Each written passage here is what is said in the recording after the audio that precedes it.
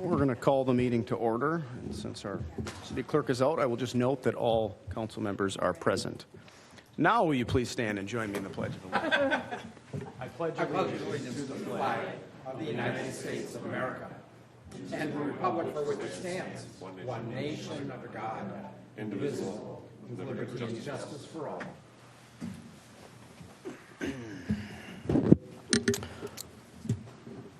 All right. Item 2A, I would entertain a motion to approve the minutes of the regular city council meeting on September 10th, 2024. Second. I have a motion and a second. All those in favor say aye. Aye. Any opposed?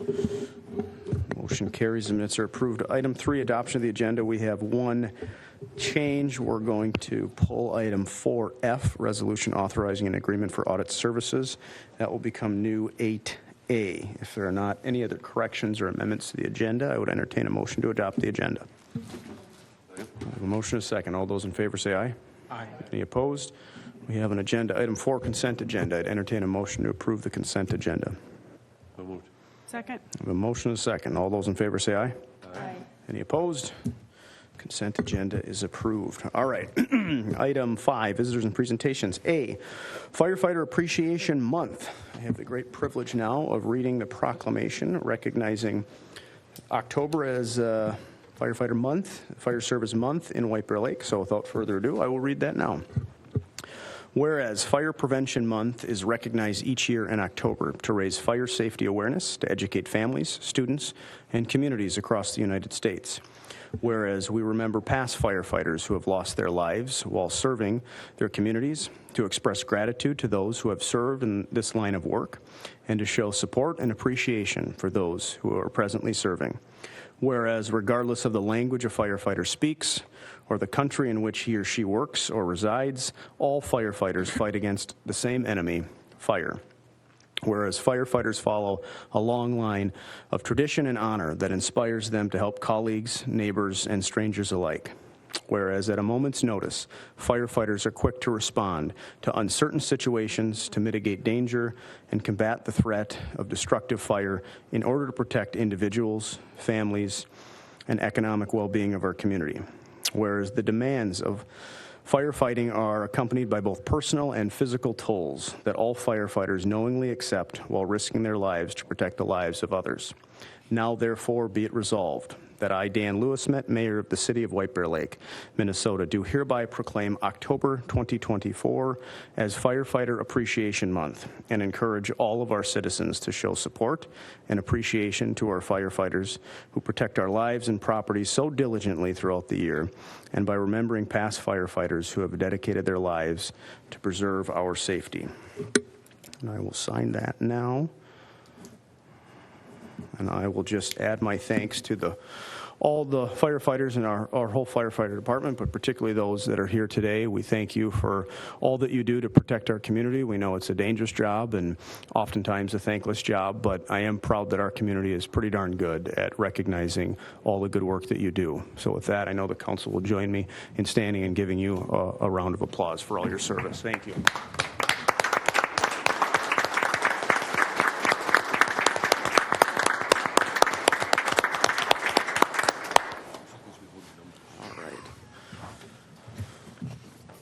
Very good. And with that, Chief Peterson, I believe you have an update for us on the fire department. So please. I do. Thank you, Mayor Lewismet and members of council. I've got a brief update here for everybody to kind of let you know what we've been up to over this last year.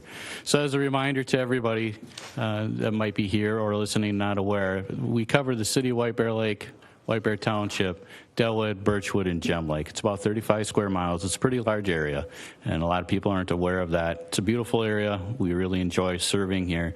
And between both the citizens, the people that travel here, visit here, and work here, serve over 40,000 people. So there's quite a responsibility that we take on each year.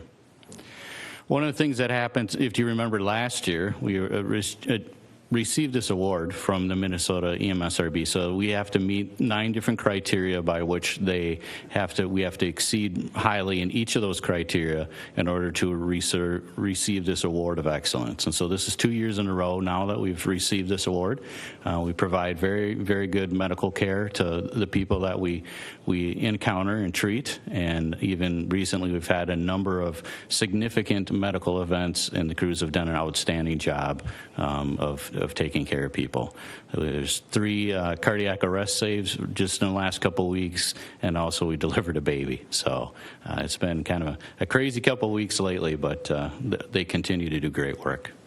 One of the things that I introduced early this year was that we're going to be purchasing ultrasound devices. And this is what that device looks like. And we use iPads instead of phones, but we use this device to look at how people's hearts are contracting. And so we have a number of our paramedics that are trained on this device now. So before, we could put them on an EKG monitor and, see certain heart rates and rhythms and so on, and we could kind of tell what was going on, but you didn't really know how well the heart was perfusing or contracting until you can visually see what's going on. So this is another tool that we can use and see the valves of the heart and the heart itself and how it's working.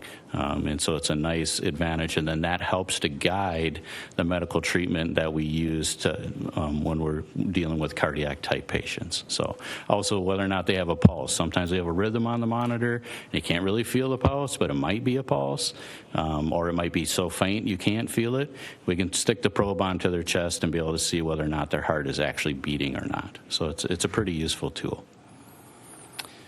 We've had a little bit of change over the last year. So this was in May of last year, and we took down the old building that was built in 61, occupied in 62, and we took it all down and relocated everybody. And I still get questions about this, like, where did you put everybody? And so just as a refresher, if people are out there still curious, so we kind of crammed a bunch of people and stuff into Station 2, and then we had a crew at Public Works, and I'm very thankful to Public Works for allowing us to be there and being good hosts, and it worked out pretty well. We had some of our apparatus there.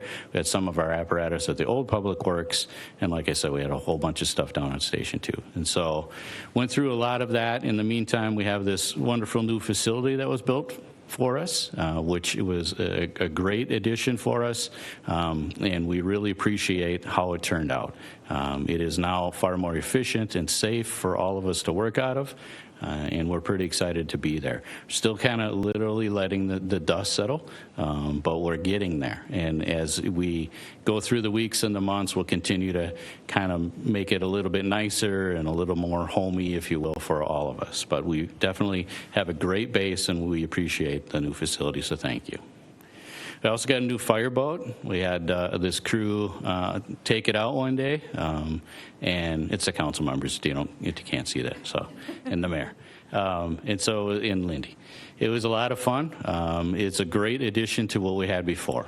We had before, basically, we worked off of our work barge that Public Works has, and that really didn't fit our needs. And so this new boat is very, very well designed, very thoughtfully designed. We keep it in the marina, so it's ready to go on White Bear Lake. Most of our water emergencies in this city are on White Bear Lake. So it also, a new addition to it, you can see the picture on the right. We're using the fire pump to spray water. The previous boat that we had, even before the work barge, was not capable of doing that. And since my time here as chief, we've already had one boat that caught fire in the marina, and that while that isn't a lot, it's kind of one of those classic cases where if you didn't have the capabilities of doing it, and then you need it and you can't, then people ask you, well, why didn't you, why weren't you prepared for that? Because that's what kind of the business we're in. So we can use it both in the marina or boats that are out on the water in case they catch fire, and then we can also use it both on the island in the peninsula as another water source if we need to, obviously during open water season. So a lot of functionality to it. We have a lot of advanced sonar devices on it, so we can use it to look for things that are under the surface of the water, and it's something that our rescue swimmers use whenever they can. It's got a rescue basket on the back of it. So we're very happy with it, and it's worked out well. I'll talk about a little bit more about the rescue swimmers later. Another thing that we went through this year was we got a new fire marshal. And so, unfortunately, when we lost our previous fire marshal, there was a bit of a gap. It was challenging. The mayor talked about sometimes a thankless job. Going out and doing inspections is a big deal, and the businesses rely on us to do that. And we have to make sure regulations are followed, but that is a very specific skill set for people to have. And having somebody in that position is a big deal, and I understood that. It became very real when I had to lead that after the fire marshal left. And so while I have some experience and knowledge in that, I do not have the same level of which we lost. So we hired a company called Inspectron to kind of help fill the gaps. I worked with other fire marshals and fire chiefs in the area to help do so that we continued the inspection process. It didn't come to a screeching halt, but it was challenging for a while. So our new fire marshal's name is Josh Waylander. You met him earlier this year. He has been working hard to get caught up on things, and is doing a great job. One of the things, though, that a fire marshal has to do is get delegations, both through the State Fire Marshal's Office and the Department of Labor and Industry, to do certain types of inspections. And he's been able to accomplish all of that already in the last few months and get checked off on everything, so we can have him in that position, able to do what we need him to do, and less reliance on an outside company to perform those inspections. So that's worked out really well. We also, with that, decided we needed to have more inspectors so that it wasn't so much pressure on one person. And so earlier this year, I had Assistant Chief Schmidt and then the captains, the full-time captains, go through basic inspector course. So for some of those follow-up or, easier type of inspections, we have a better bench strength in order to be able to help out with inspections. So that was another thing that we changed and is working out well. We hired some new full-time staff since I was last here. Ella Devine and Annalise Casa are our two new full-time firefighter paramedics. Annalise is working today, but she and her partner are out on a call right now. So both of them have worked out great. And we hired a part-time firefighter paramedic just recently by the name of Ryan Broderick, and a firefighter EMT by the name of Jack Cole. So those are so we had two full-time addition people and then two more part-time employees that we've added since that was last year. So excited to have all of them as part of our team. So getting back to the rescue swimmers, I brought this up a little bit earlier. So the picture on the left, if you can see kind of in the background there, is a car with the roof of the car sticking through the water and some car seats on top. So somebody had launched their vehicle into Goose Lake, and somebody walking by saw that and called it in, and the car seats weren't on top of the car when we got called. So our rescue swimmers, you can see they're the ones in the red, are part of that crew working with the Ramsey County Water Patrol, and what they're doing there is a line search, but even before they had done this line search, they went out to the car. Firefighter paramedic Hines, A-shift, sorry. I thought I saw him early. Was part of that crew. He went out to that car and it was able to break out the windows and search the inside of the car very quickly and pulled the car seats out. Luckily, didn't find anybody in the car. But without having that type of training and the right suits and so on, they wouldn't be able to do that in a hurry. So the picture on the right was actually the first time, which happened already this summer, that we used the boat to provide a water rescue. So they were out training on the lake in the boat, so it was good timing for this patient. And what had happened was a young man had a rope wrapped around his arm, which got sucked into the intake of a jet ski, and then he was pinned underwater and couldn't get himself free because of how hard the rope was squeezing his arm. So fortunately for him, he was able to and it wasn't a very windy day, so there weren't big waves.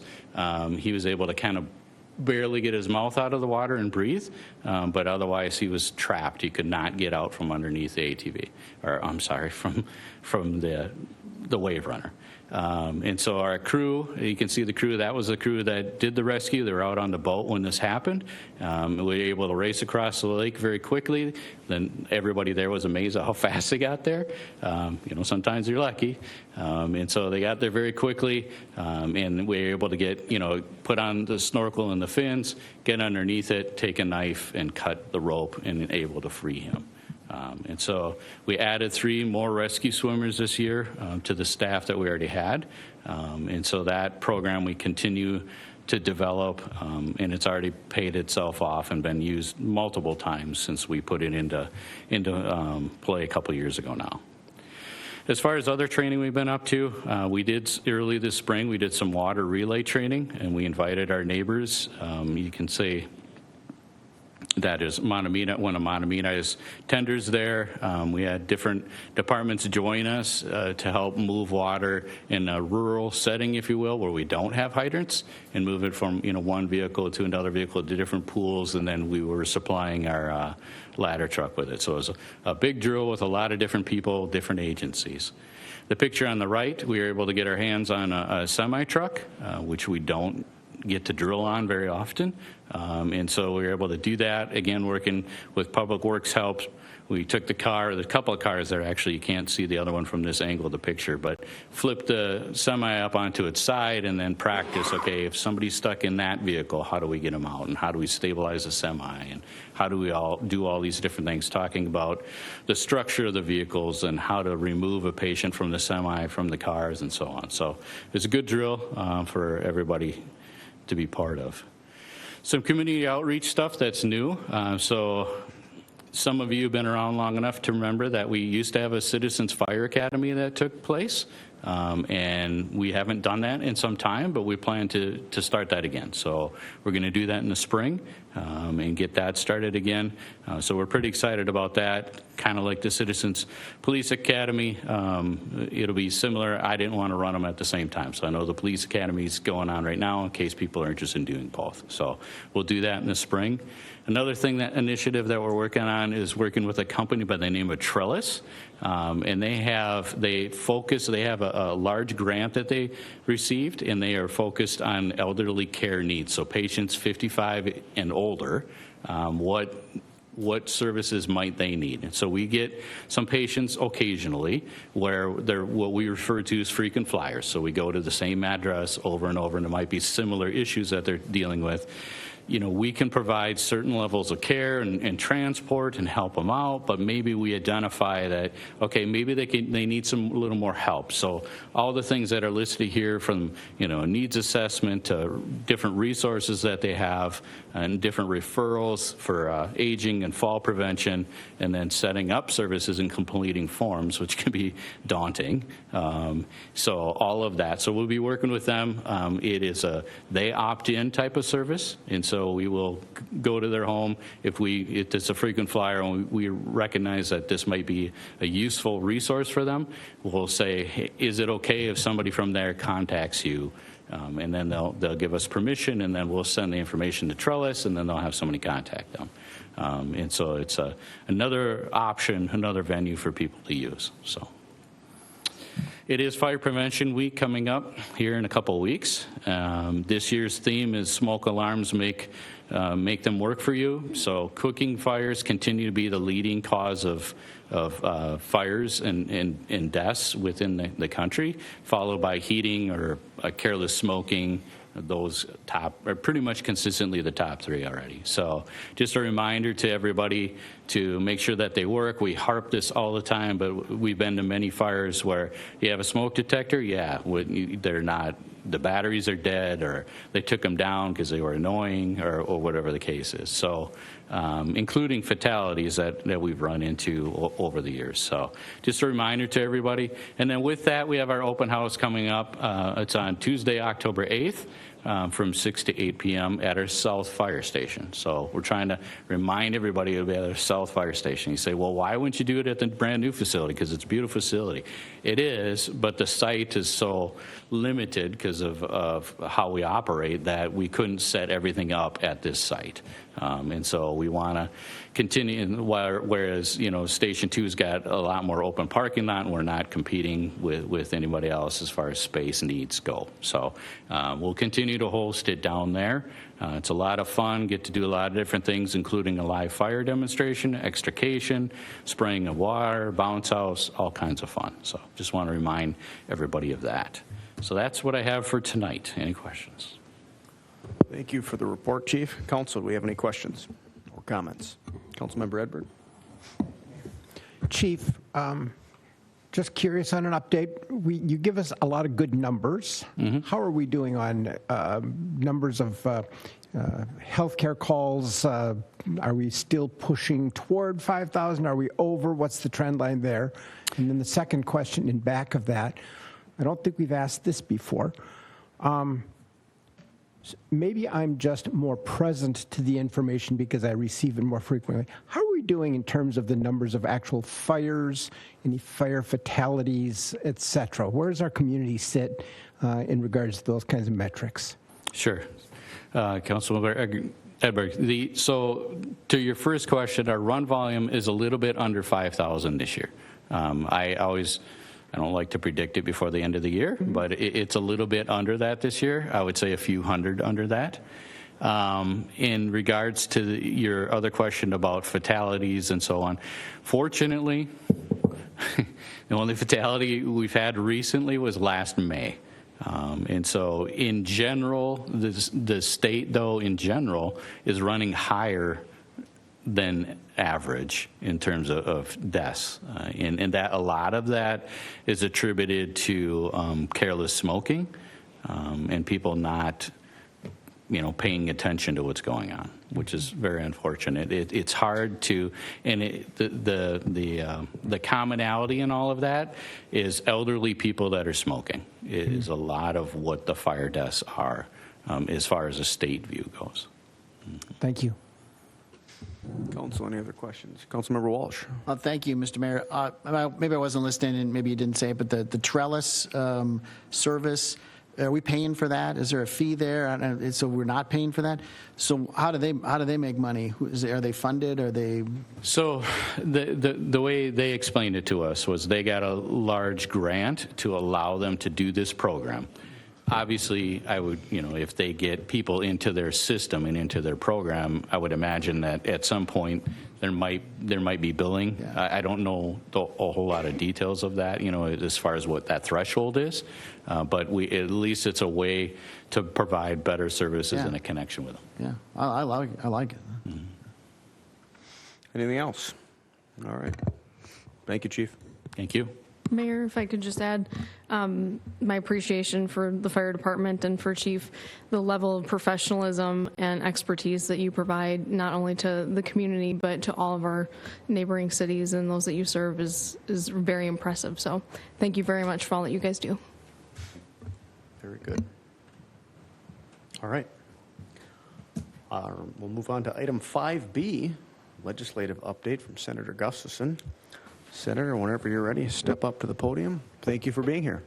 Thank you for having me. My presentation will be much shorter. I think that there isn't as much to maybe present on as past sessions. It was a policy year, and so a lot of the work that we did was just either whether it moved policy or stopping policy, but we hope to work on a bonding bill if we can do that this next session, since we weren't able to complete one. But just a few updates on some of the things that are happening locally here in the community from our last budget year.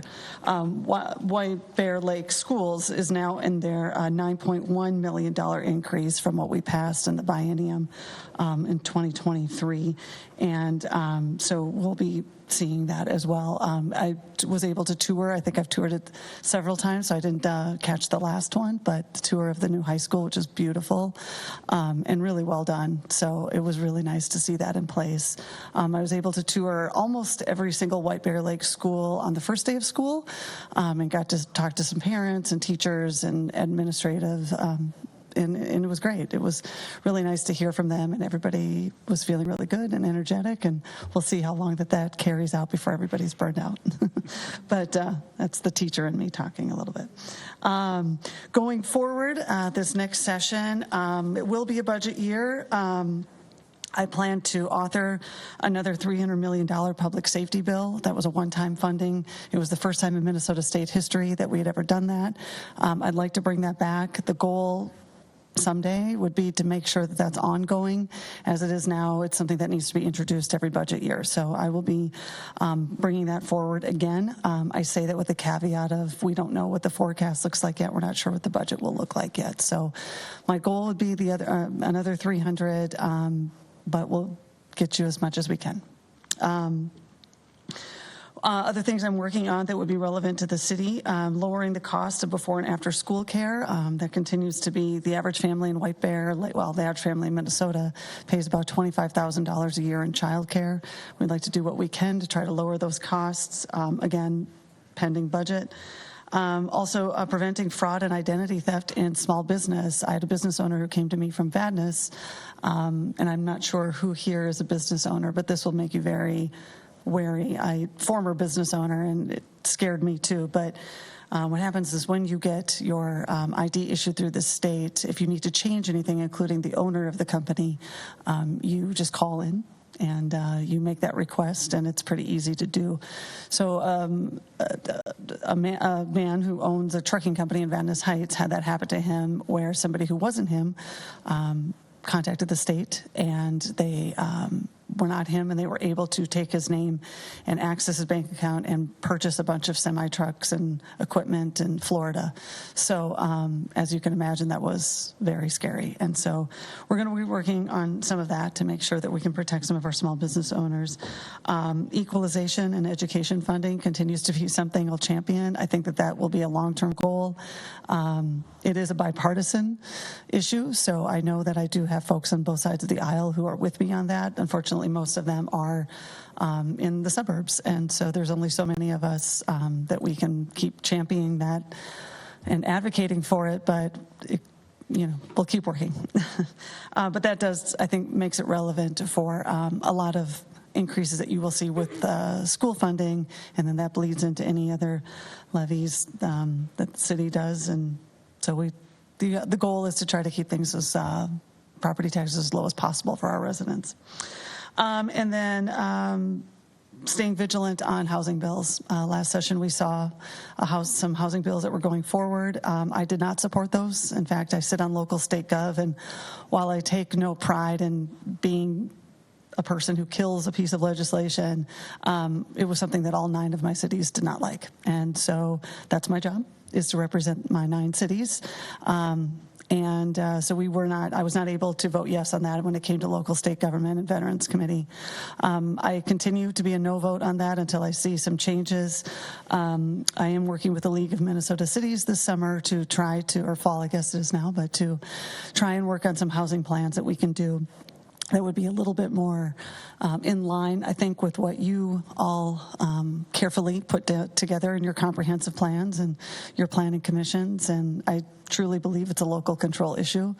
So unless there were major changes, which I don't see coming, I really don't believe in statewide regulations on housing or zoning. So we'll just be vigilant of that. I want to compliment your city manager, who is one of the best that I deal with every day. Don't tell the other cities. But she continues to be organized. She comes in with making an excellent case that also gives voice to the other cities, not just in my district, but across Minnesota as well. So compliments, because I rely on that communication. And again, you don't want to. I don't like to. When I'm in the interim, I spend a great amount of time in the community. But when you do go into session, you do find yourself kind of locked in committee hearings and on the floor. And I don't always know what's going on. So I really do appreciate whenever anybody reaches out. And I hope you continue to do so. It is helpful. Good things and bad. Of course, hearing the problems is my job, but I also encourage you to share with me any good news that happens too, because I know a lot of good things happen here as well, and I would love to celebrate those too on the floor. So let me know. And I believe that's just an overview. Of course, this probably won't all be all the bills that I carry, but this is what I'm kind of focusing on right now. And again, always happy to meet with any of you if you have questions. And if you have questions now, I'm here too. Very good. Thank you, Senator, for being here and giving us a report. Council, do we have any questions for Senator Gustafson? All right. Really? Nothing. You got off easy tonight. Yeah, I guess. Thank you again They all for went to being Chief here. Peterson. We appreciate you taking the time. Yeah, thank you. Appreciate it. Mayor, if I may, Senator Gustafson, thank you for being responsive to White Bear Lake's needs, not only to housing, but a couple sessions ago regarding cannabis as well as our license bureau. And I know we owe you some information about our license bureau, but really appreciate your responsiveness. And I know that I can say that I think on behalf of the council and as well as our department heads. So thank you.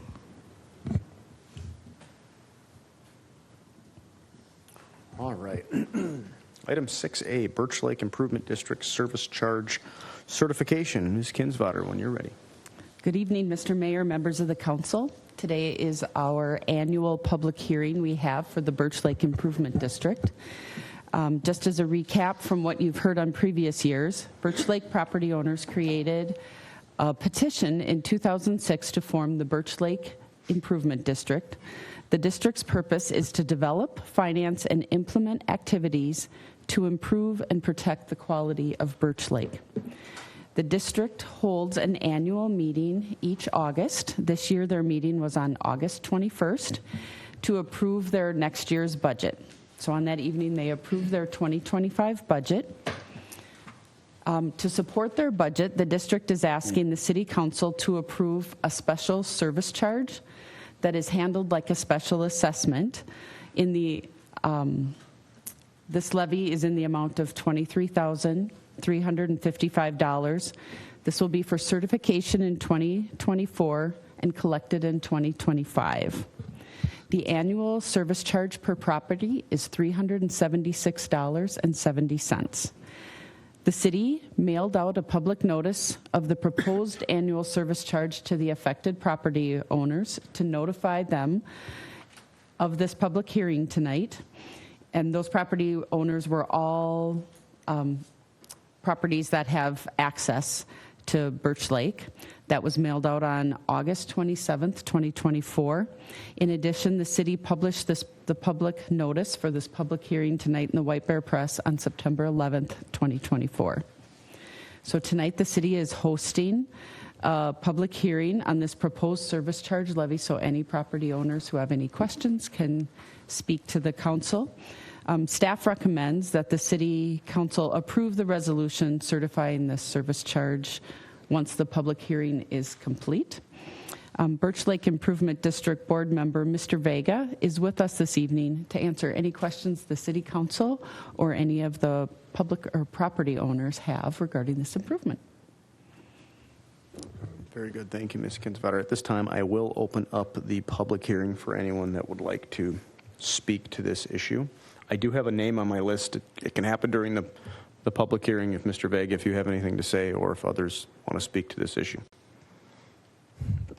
All right. Seeing none, I will close the public hearing and bring it back to the council. Council, we have a resolution before us. What would we like to do?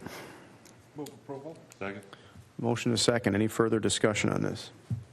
Seeing none, all those in favor say aye. Aye. Any opposed? Motion carries. The resolution is approved. Okay. If you have some words to share, Mr. Vega, please, now's your time. Thank you very much for having me today.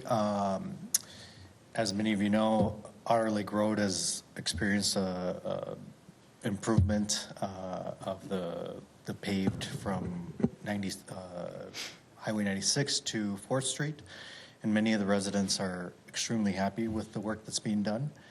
And since I've joined the district in 2019, I've seen an increased member participation in our annual meetings. And during that meeting, a lot of the discussion, even though it's not related primarily to the lake, was related to the street.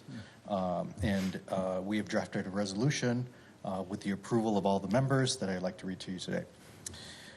Whereas Birch Lake Improvement District is committed to preserving the safety, quality of life, and environmental integrity of Birch Lake area for all residents, visitors, and future generations, and whereas Otter Lake Road is currently designated as a county road and is expected and is experiencing a significant increase in semi-truck traffic, which has raised concerns among residents regarding noise, safety, air quality, and potential environmental impacts to Birch Lake and its surrounding areas. And whereas the increased heavy traffic on Otter Lake Road poses a risk to the safety of pedestrians, cyclists, and other motorists, as well as contributing to the deterioration of the road infrastructure.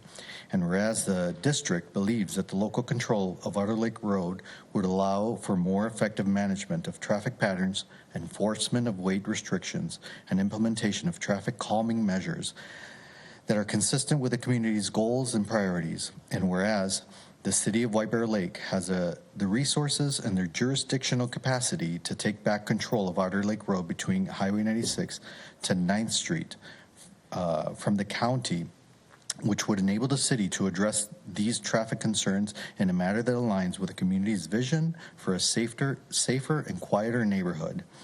Now, therefore, be it resolved that Birch Lake Improvement District formally requests that the City of White Bear Lake pursue the transfer of jurisdiction over Otter Lake Road from the county to the city, and be it further resolved that the Birch Lake Improvement District urges the City of White Bear Lake to prioritize the issue and to work closely with the county officials to facilitate the smooth and timely transition, with the goal of implementing traffic measures that will reduce semi-truck traffic and enhance the safety and livability of Birch Lake area.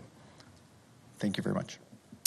Appreciate you being here. Thank you. I will clarify for the record that that is going to happen and has been in the works for years. Quite frankly, we wanted the county to fix a very expensive road before we take control. So we'll take the shiny new road back very soon. Thank you. Thank you very much. All right, item 7, unfinished business. We have nothing scheduled. I'm sorry, I skipped over item 6B, an important one. First reading of an ordinance amending the municipal code to adopt a new chapter regarding alcoholic beverages. Ms. Crawford, whenever you're ready. We can keep going if you'd like. No, I'm just kidding. You'd like that. Right. Please jump in. So Chapter 1001 and 1002 are the city's ordinances for regulating the sale of alcohol.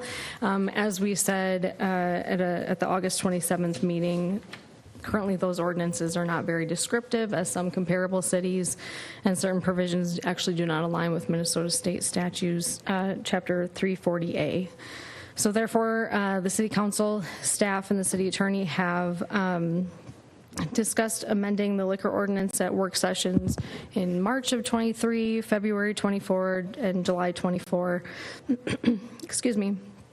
This item was brought to the August 27th council meeting as it relates to just the conclusion of sales. So not an ordinance. This is your first reading tonight, but you had requested to hear from business owners regarding the sales potentially ending at 1 a.m. instead of 2 a.m.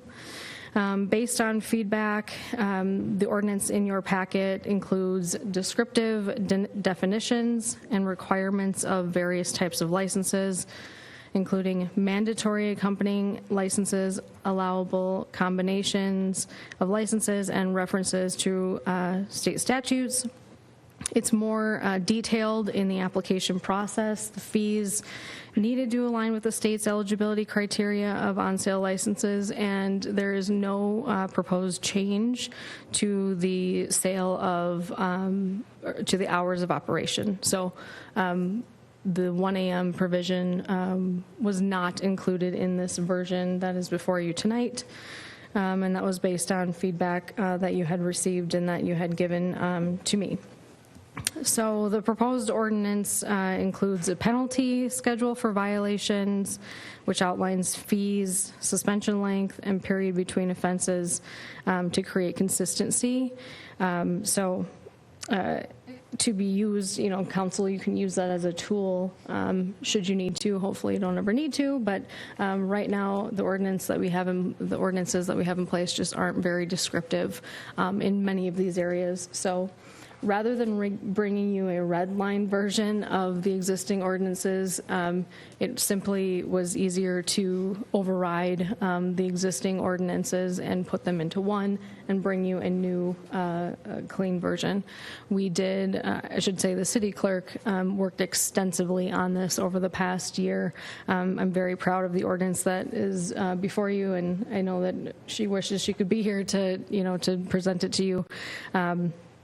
But she is home now for a little while, so congratulations to her, P.S. And so I don't intend on going through this line by line. There is something that the city attorney and I did notice that we do need to amend before you adopt this at your second reading.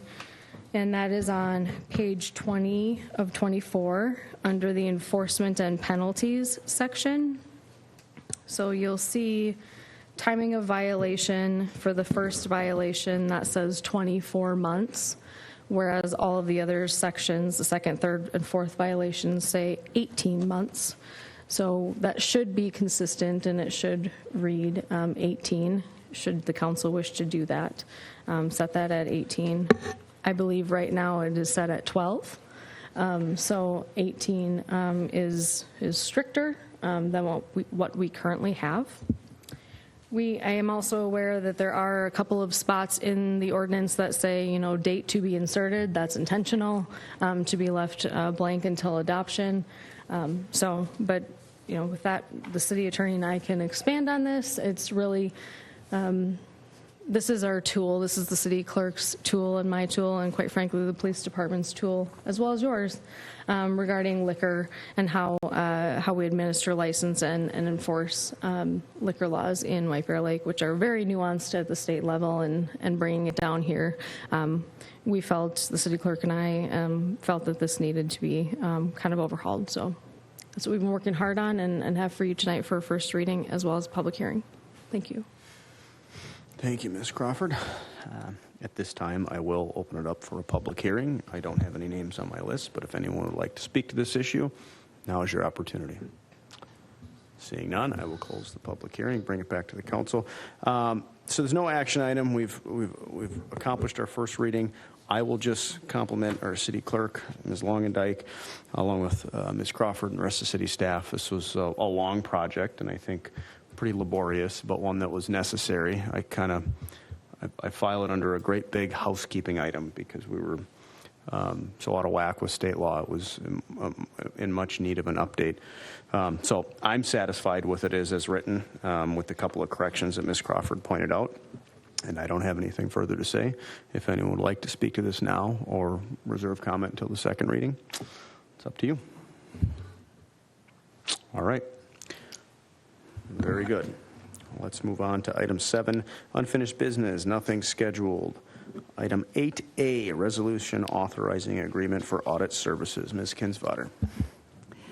Mr. Mayor, members of the council, it is time for us to review our audit services as we prepare for the upcoming year end.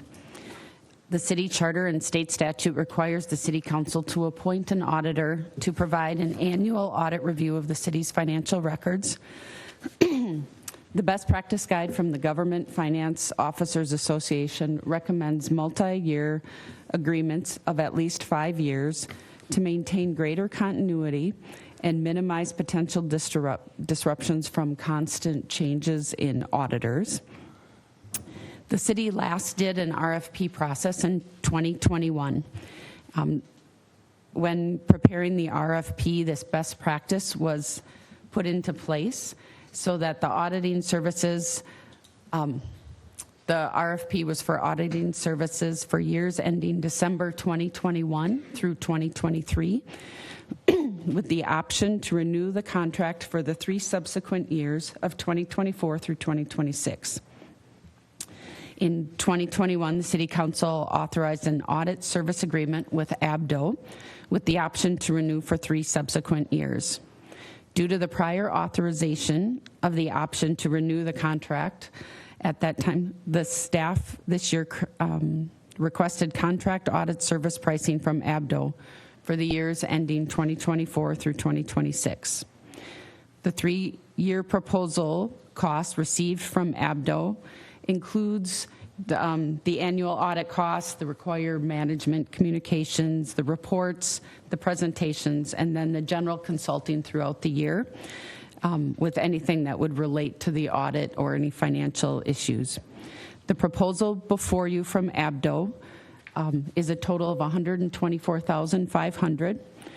That breaks down to $38,500 for 2024, $41,500 for 2025, and $44,500 for 2026. In reviewing where the city has been in 2023 and 2024 budgets, the budget allocation for audit services was $42,400.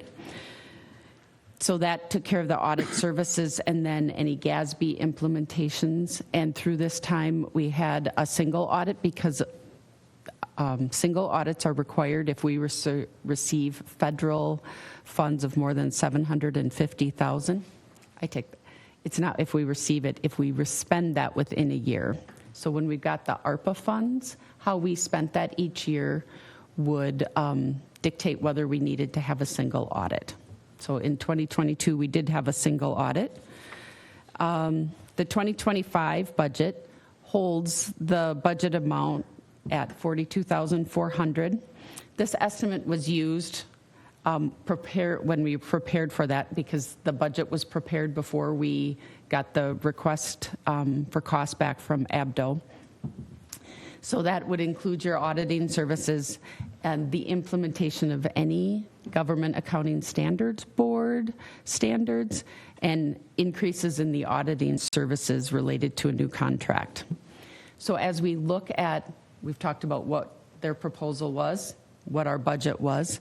For comparison purposes, when considering the proposed fees, the actual cost paid for auditing service during the last 3 years, which was 21 through 23, was a total of $104,778. For details on that, in 2021, the cost was $31,000.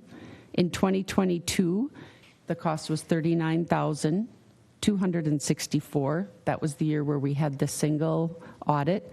And there we implemented one of the new GASB standards was for lease accounting. That was a large project to take on. In 2023, we estimated that we were going to be having a single audit, but in the end, based on how the monies were spent, we moved some of the monies to 2024, so we didn't have to have a single audit. So that cost was $34,514.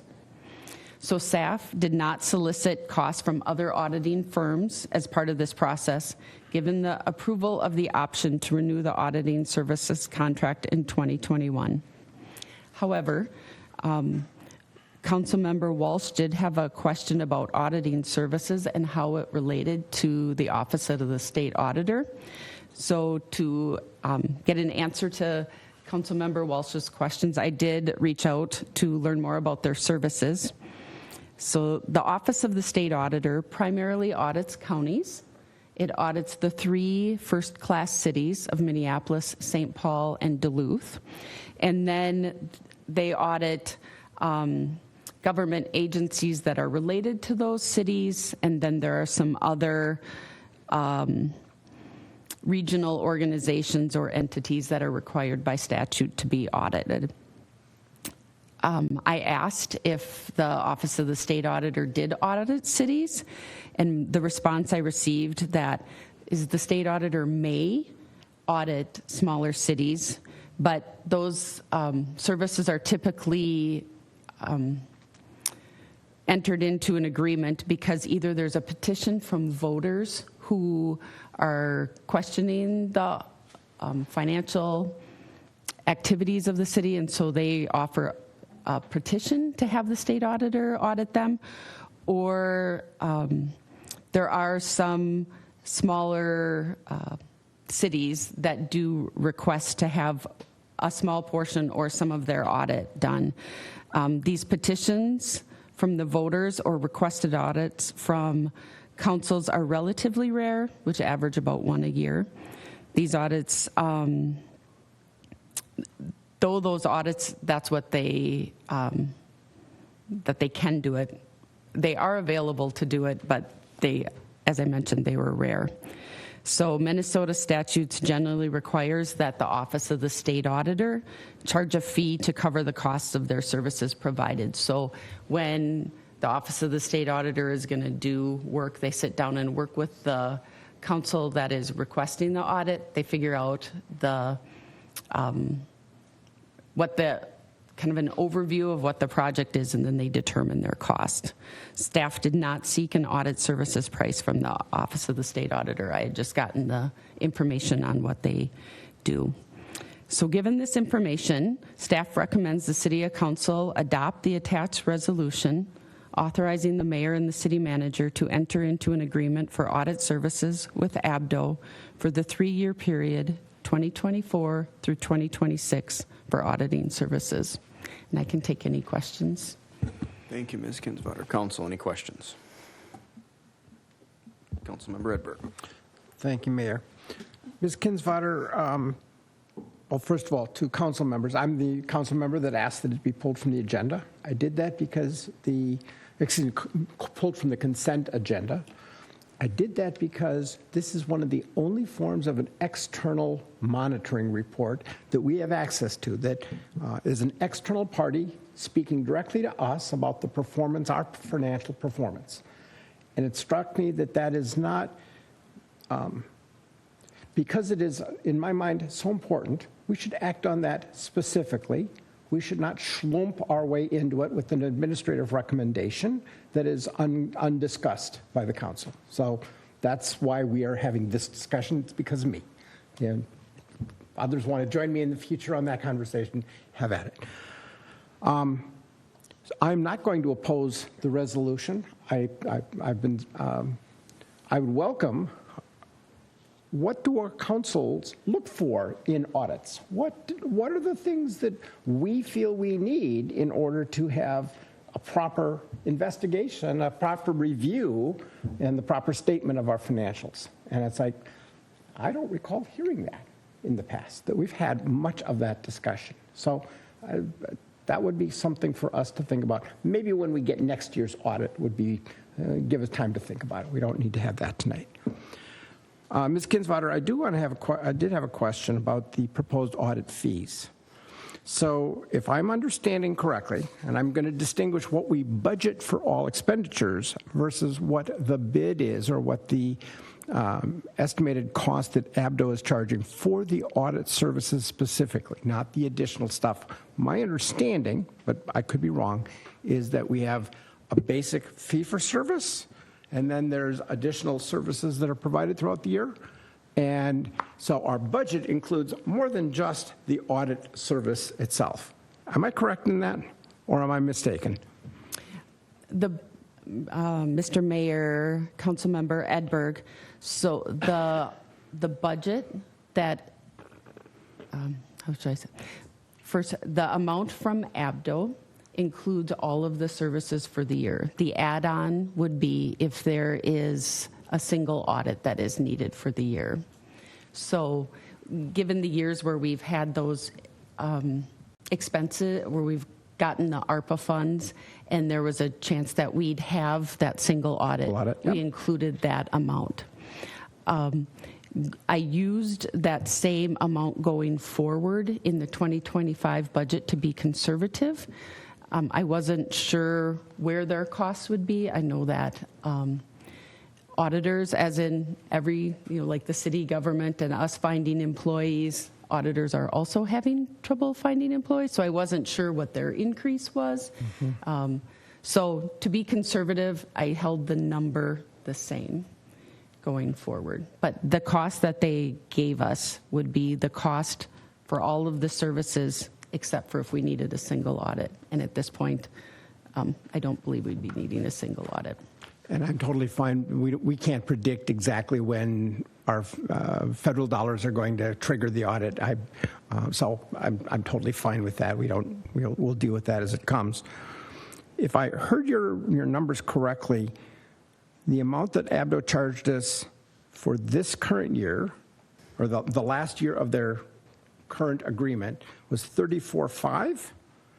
Is that? Did I hear that correctly? Because their first year of their next one is $38,500, and that's over a 10% increase. So I'm just trying to get my head around what's the trajectory of their increases. Certainly, that is in excess of inflation. Years 2 and 3 are a lower percentage rate, but do we have any insight on? First of all, is that assertion correct? That 10+%? Mr. Mayor, Councilmember Edberg, yes, in the calculation I came up with, that is the increase that was in there.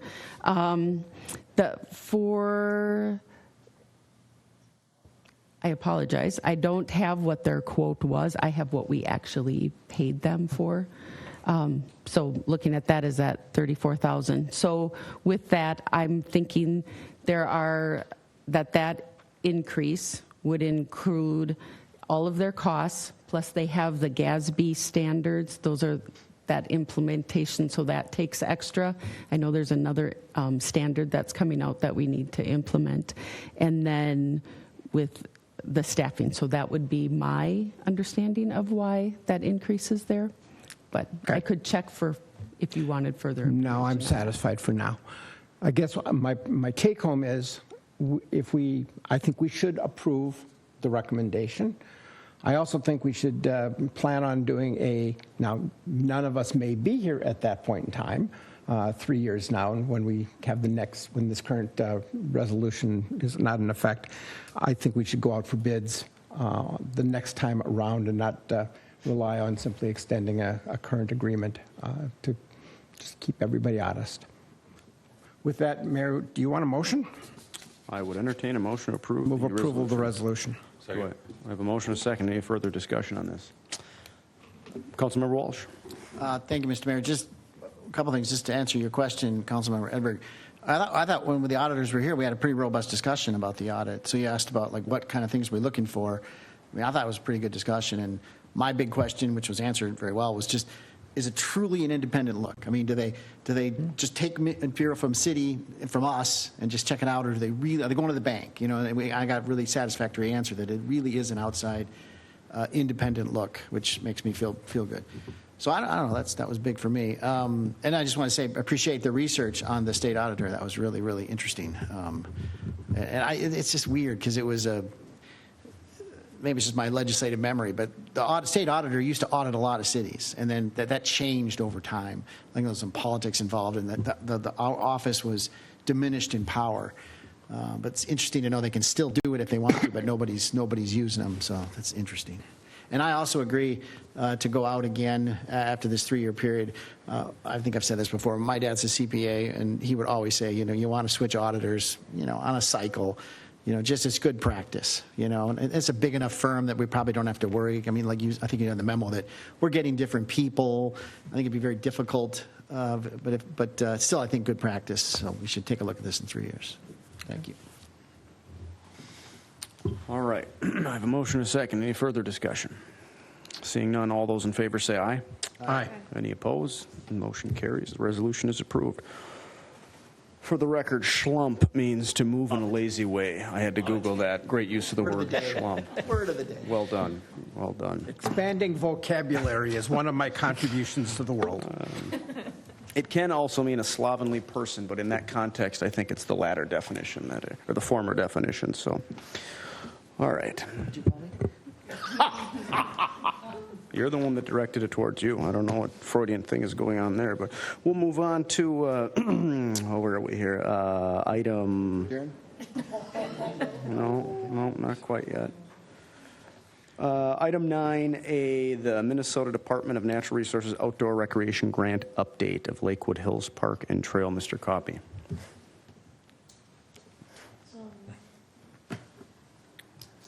There we go.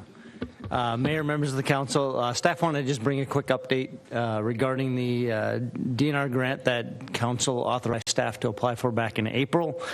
As we were going through the budget here in the last couple of weeks, realized that we had not provided probably the detail we should have back in April. Staff was still just starting to hit the grant deadline, so some of the details were missed in that memo. So we just wanted to bring it back to council before we are before the final agreement is brought to council for approval here, hopefully in the next couple of months. So where we are at, staff applied for the grant based on a budgeted item that we had, or council had approved for Lakewood Hills trail paving. So we had $225,000 budgeted for paving approximately half of the trails within the Lakewood Hills Park. Just to kind of help move some of the money around between our different parks, different sides of the town. So we picked out about half of them to stay within the budget that we have to work for while still doing other maintenance in our parks.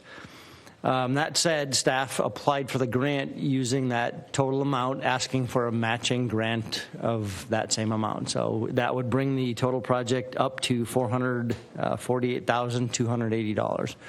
So that being said, that number was not changed within the current budget documents that council's been reviewing. So staff just wanted to bring it back to council. Right now, it's the grant is going through final review by the Department of Natural Resources, and any of their grants have to go through a SHPO review or State Historic Preservation Office review before they can submit the grant. So they do a review of the property and the park to make sure that there's no hoops that we need to jump through regarding historic preservation. So that's where we're at. That's a 60, 90-day review process. So where we're at this season, we're anticipating still a final grant agreement that we would bring before council yet this year, and we would have to do a 2025 project. So that's where we're at. But staff wanted to confirm with council that they are comfortable, and I'm going to flip to a map here. So the red is the boundary of Lakewood Hills Park. The yellow lines are all of the unpaved trails within the park. And we've been moving things around, doing paving in different parks. We've done some in West Park. We've done some in Hidden Hollow Park recently. We're moving to do some additional here in Lakewood Hills Park to provide accessibility to residents who and visitors who otherwise wouldn't be able to get through our parks. So it's an important component that we identified in our comp plan to provide that access. So the original $225,000 would have allowed us to pave approximately half of the trails within Lakewood Hills. Accepting the grant in its entirety, moving that project to that $448,000 number would allow us to pave all of those yellow trails shown on the map here. So staff just wanted to touch base with council before we were to bring a final agreement here in the next couple of months, as soon as the reviews are done and the DNR processes it. So really the options is continue. Option one would be to accept the grant in its entirety and do all of the trails within Lakewood Hills Park at that cost of $448,000. If staff or if council directs staff, we could accept a lesser amount of that grant, keeping it that budgeted amount that was in the budget at that $224,000. Or we could obviously reject the grant and repropose it, but that poses some risk to future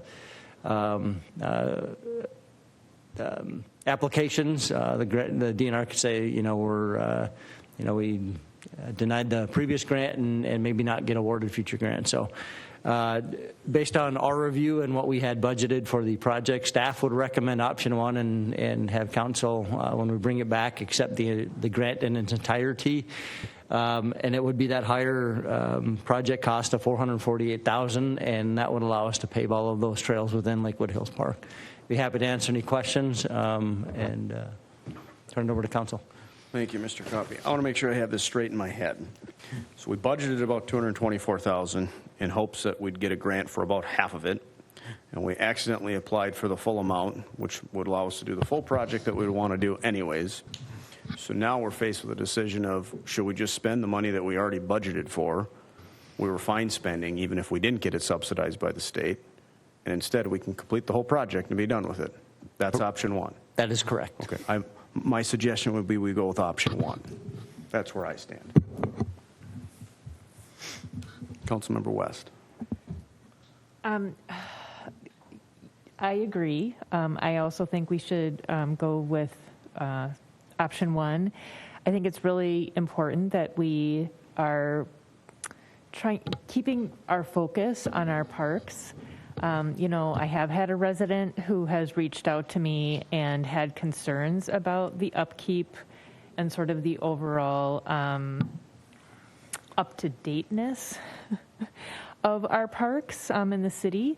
And as somebody who recently moved here, was kind of concerned that we weren't doing as much as we possibly could about it. So I appreciate that we can complete all of that in one. Thank you. Anybody else have a comment on this? Or are you opposed to option one? Councilmember Edberg. I'm inclined to support option one. Mr. Cowpey, are the yellow lines all of the trails that are in Lakewood Hills? Is there a purpose of value in not paving some portions of trails, in part because it's slightly more natural? Do we need to pave everything? I recognize that there's an accessibility trade-off, but if we're making good faith efforts in making other parts, how does the park staff and how do you think about that conversation? Mayor, members of the council, as far as Lakewood Hills goes and the usage and the, I'll call it sheer size and whatnot, staff would recommend paving all of them. It was reviewed, and we do our park tours with our park commission. So before we move into any of these projects, we take our parks commission through the park, review our capital improvement plan, walk the trails. We have our meetings at the parks that we're proposing upcoming. So this would have been, I think in 2023, we met at Lakewood Hills Park. We were obviously doing, we had gotten the Lions Club grant for the All Abilities Playground. And just hearing feedback from the community. Our Parks Commission also does annual park inspections. So they go out and they tour our parks. They talk to patrons and users of our parks. And kind of all corners of this, if you look at even some of the access routes through the kind of more natural areas, they are leading out to, because the park is so large, it leads out to access points to the park. There might be a couple little areas that we wouldn't pave. At the same time, we have other parks throughout town. Rotary Park, for example, that is a more natural, that we're not proposing to pave all of those trails. So each park provides a little bit different amenities and experience for park users. So based on our review, based on Parks Commission's review and discussions with residents, we would recommend paving all that's shown. If I could continue one more question. Sure. So clearly we are also building a budget base for the more stuff that we pave, the more stuff that needs to be repaved X number of years down the road. And so we are adding to our expenditure base. Presumably there's value, and the evidence that you just provided from our citizen comments and the commission says yes. Do we have a sense of what how do you think about those future obligations that we are taking on and the expectations that we're setting by paving these and other trails in our parks? Mayor, members of the council, yes, you are 100% correct that it does add an additional asset or additional piece of infrastructure that the city must maintain. I'm going to go back to the, obviously the feedback that Parks Commission has gotten in outreach to community members throughout, Market Fest, the park tours, and it's a huge drive people continually use this. It's an asset for the community, and again, yes, there is a cost, but the community is very supportive of it. So hopefully, bringing it in front of council and we presented it to council within CIPs, and welcome that feedback, and again, our recommendation is that it's an acceptable amenity that we're adding to our parks, and we'll look at future expenditures for maintenance. Anyone else have a thought? We're just looking for feedback, right? There's no action item. so- It's just, should we yeah, direct staff to bring us the Yeah, it's- resolution for the Seems full like an grant? accounting issue. It seems like a no-brainer to me. Okay. Anyone else have a thought? Hughes. Sorry, Mayor, I'd rather go with B. It's $200,000, and last time we were in here, I was in here complaining about the cost of all the things we were doing, and I was looking for money, and there it is. I'm just not convinced that everything needs to be paved. I think there's going to be plenty of accessibility with half of it done, and we can look at doing that in the future and not this year.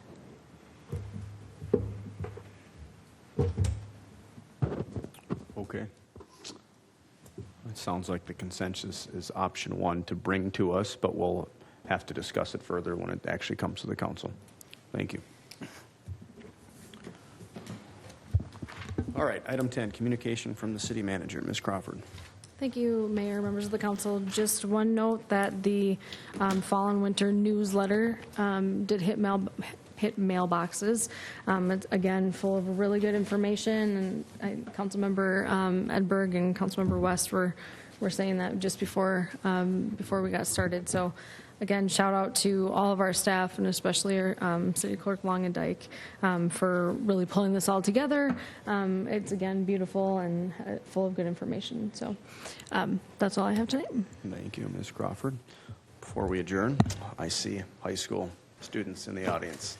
And it's been my tradition to address you folks. Now, I will say a first happened at the beginning of the meeting that's never happened before. For those that may be watching at home, the high school students need to get a piece of paper signed by someone at the dais after the meeting.